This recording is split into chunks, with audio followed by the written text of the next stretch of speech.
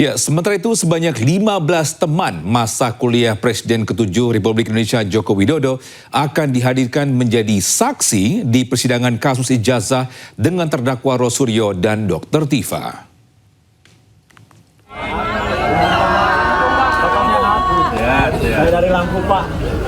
Ya, hal ini diungkap Ketua Umum Peradi Bersatu Ade Darmawan saat menyambangi kediaman Presiden ke-7 RI Joko Widodo di kawasan Sumber Solo, Jawa Tengah, Rabu siang. Ade mengatakan saksi-saksi yang akan dihadirkan adalah rekan satu angkatan, satu fakultas, bahkan teman satu kelas Jokowi saat kuliah di UGM. Ade menambahkan para saksi yang akan hadir bukan merupakan perintah Jokowi, melainkan inisiatif dari teman-temannya sendiri.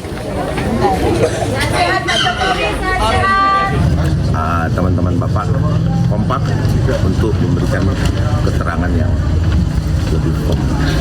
Dan tentunya apa yang diberikan keterangan di penyidik sampai pengadilan, itulah yang akan kita sampaikan.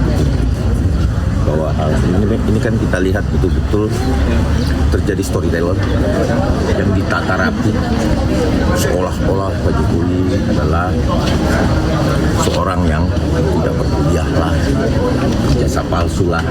Kita tepis semua. Ya, ahli digital forensik Rismon Sianipar buka suara terkait sidang pra-peradilan Roy Suryo. Ya, Rismon menyebut dirinya tidak akan memilih mengajukan pra-peradilan jika jadi terdakwa dan akan menggunakan keilmuannya untuk membuktikan kebenaran. Walaupun saya saat itu diberi maaf oleh Pak Jokowi dan saya dijadikan terdakwa, ya, maka saya tidak akan mengajukan IRJ.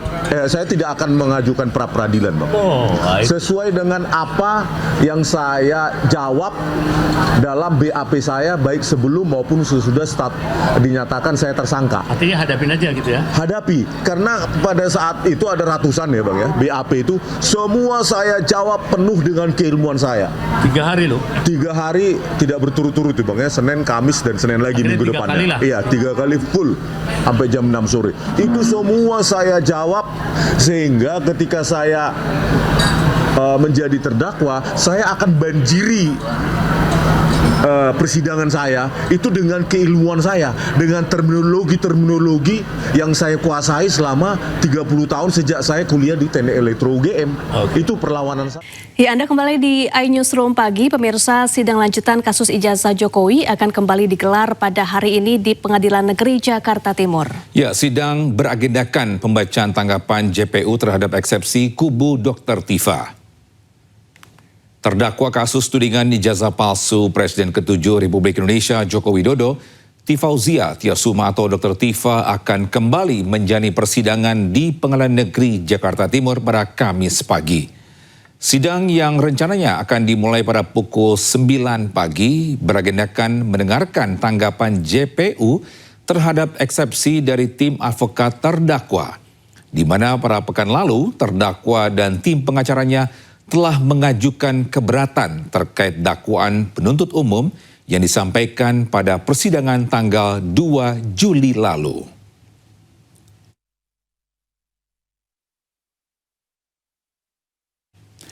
Ya, sementara itu Polda Metro Jaya menyerahkan tumpukan dokumen di sidang pra-peradilan Rosuryo. Agenda sidang kali ini adalah pembuktian dari Polda Metro Jaya sebagai termohon yang juga menghadirkan seorang ahli.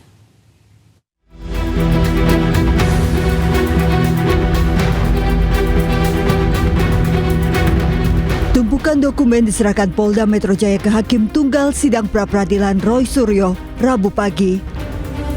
Tumpukan dokumen tersebut menjelaskan daftar barang bukti yang dimiliki polisi dalam menetapkan Roy Suryo sebagai tersangka. Selain tumpukan dokumen, Polda Metro Jaya juga menghadirkan saksi ahli hukum pidana Erdianto Effendi untuk memperkuat argumentasi polisi terkait keabsahan penetapan tersangka Roy Suryo. Kalau masalah relevan atau tidak relevan kan tidak sampai ke sana. Yang kita kan pra-peradilan terbatas pada ada atau tidak alat bukti. Masalah relevan atau tidak relevan nanti di pokok perkara atau. Agenda sidang kali ini merupakan pembuktian dari Polda Metro Jaya. Namun Roy Suryo dan kuasa hukum menilai banyaknya barang bukti polisi tidak serta-merta bisa menjadi dasar penetapan tersangka. maka dalam hal memeriksa sah tidaknya penetapan tersangka, yaitu harus dilihat kualitas minimal 2 alat bukti permulaan yang cukup. Jadi bukan soal banyaknya alat bukti, ya. 148 saksi yang diperiksa oleh Polda Metro Jaya itu lebih banyak menerangkan peristiwa pencemaran nama baik dan fitnah, bukan kepada pokok pasal 32 yang ancaman pidananya 8 tahun. Pada sidang sebelumnya, Roy Suryo menghadirkan 4 orang saksi fakta dan seorang saksi ahli serta bukti-bukti. Dari Jakarta, Tim Liputan iNews melaporkan. Ya, sidang pra-peradilan Roy Suryo hadirkan 3 orang saksi fakta dan seorang saksi ahli. Ya, langkah ini diambil Roy Suryo untuk menyanggah penetapan statusnya sebagai tersangka.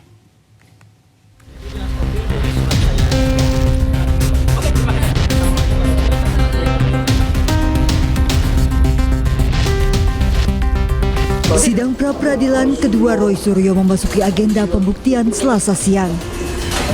Roy Suryo menghadirkan 3 orang saksi fakta dan seorang saksi ahli. Langkah ini diambil Roy Suryo dan kuasa hukumnya untuk menyanggah penetapan status tersangkanya yang menggunakan pasal 32 Undang-Undang ITE.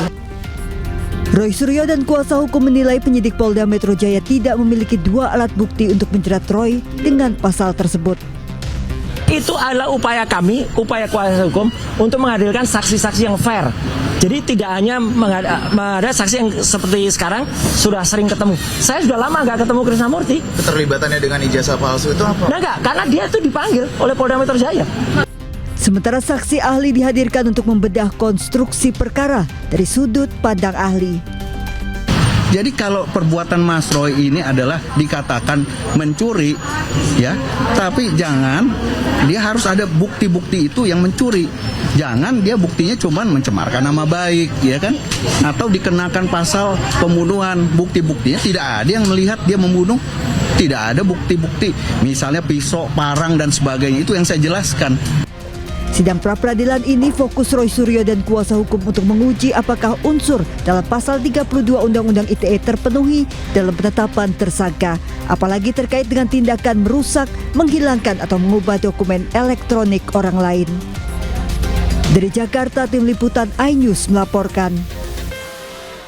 Kita ke informasi lain, pemirsa. Kejaksaan Agung menerbitkan 3 surat perintah penyidikan baru untuk melanjutkan penanganan 3 perkara yang menyeret mantan Jampitsus Febri Adriansyah. Ya, sprindik baru diterbitkan Kejagung usai Polri menyerahkan sejumlah dokumen dan barang bukti.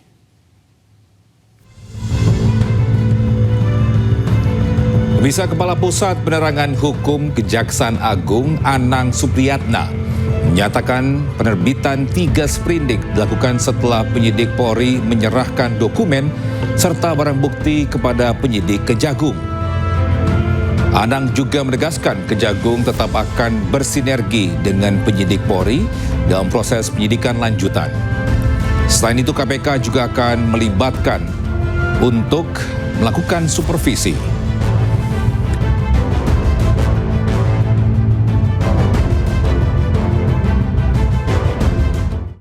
Pemirsa, Kejaksaan Agung menyebut status ex-Jampitsus Febri Adriansyah kini masih sebagai saksi. Hal ini setelah Kejaksaan menerbitkan surat perintah penyidikan atau sprindik baru untuk melanjutkan penanganan perkara yang dialihkan dari Polri pada Rabu kemarin. Tidak gugur, tapi kan kita sprindik dulu, terbit. Tidak gugur, yang penting kita terima dulu, kita pelajari semua. Dalam pertimbangan kita termasuk sprindik dari Polri, dan sprindik dari Polri. Iya, diantaranya sebut oknum salah satu.